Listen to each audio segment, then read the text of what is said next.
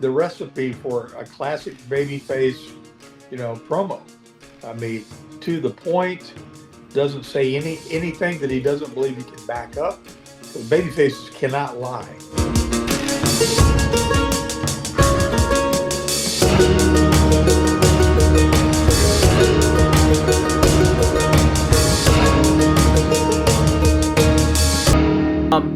Something fun I wanted to do with you guys. I was like, not a whole lot of crazy news happening in wrestling this week, but I was just like, you know what? I wanted to dive back into your guys' promos and see. So what I did is I downloaded a promo of each of you guys, and what I want to have happen is I'll play. So for example, I'll play Greg's promo. Magnum, I want you to give your feedback on Greg's promo. And then I'll play Magnum's promo, and Greg, I want you to give your feedback on Magnum's promo. Perfect. So how's it sound? So we'll do. We'll start with Greg's promo, and Magnum will get your assessment. Greg, you give your feedback afterwards and your thoughts on it all. Listen to what TA says first. Yes, absolutely, absolutely. So here we go, Greg. This is you. You're starting off paying a tribute to Adrian Adonis, and then you're talking about Jerry the King Lawler. Here we go. It had to be your big moment in 1988, becoming the first ever international television champion, and you had to be the tough guy to get there. Well, Adrian Adonis definitely was a tough guy. People here in Winnipeg remember him teamed up with Jesse the Body Ventura. They held the tag team championships of the world, and all of us wrestlers know that it was Adonis that carried the load on that team. He was the man in the ring. He was the wrestler. Ventura had the big mouth, and he had the strength, but it was Adonis who was the wrestler. Over the years, he put on a lot of weight, but he was still a tough competitor, and he had a lot of endurance in there no matter what he looked like. And my hats go off to him. He was a great competitor and a great wrestler. Talking about great wrestlers and great competitors, Jerry the King Lawler, your opportunity to meet him in Winnipeg on February 2nd. Well, we know all about Lawler now. He just defeated Kerry Von Erich, and he holds 2 championships, the AWA and the World Class Heavyweight Championship of the World. So this is a great opportunity for Greg Gagne. And I remember back of all the matches I had over the years in the Winnipeg Arena, the memorable matches, the matches with Nick Bockwinkel. And they were tough, hard matches. And the people of Winnipeg knew that when I stepped in the ring, I gave it all I had all the time. I might not be the biggest wrestler or the meanest wrestler in professional wrestling, but the fans know when I step in the ring, I give it everything I've got. I know one thing is for a fact, that I can out-wrestle Jerry Lawler. That's always been my forte, wrestling, speed.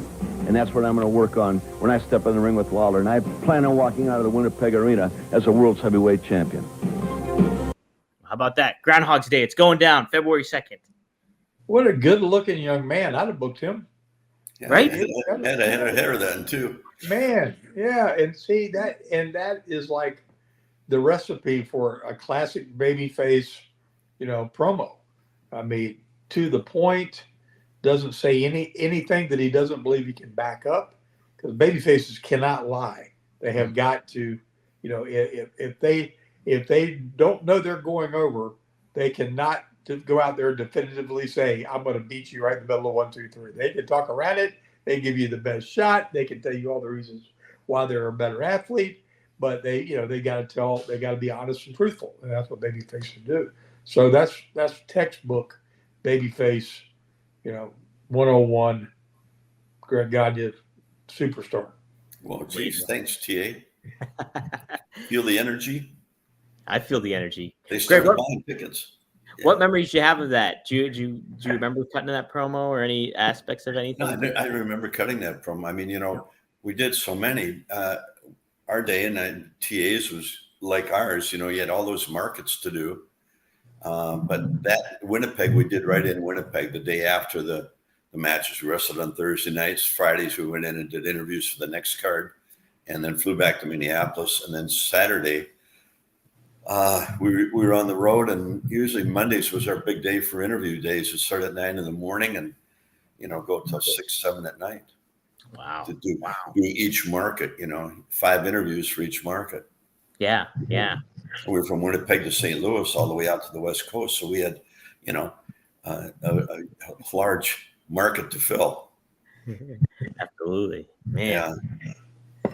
Well, I liked that promo a lot. I thought when I watched it, I was like, Greg has such a a quarterback vibe, like a starting quarterback and when you go after, when you hear somebody do an interview with a pro that's been a veteran of the game and stuff like that, and you really conveyed that in that like kind of that authenticity and what Magnum was. You said everything that you were believed in backing up and everything like that when it comes to the ring, and just matter of fact, and that's what I like out of certain baby faces like that. As a baby face, you can't be overconfident, I don't think. I mean, in our position, the regular guys, they can say what they want, but we have to be honest.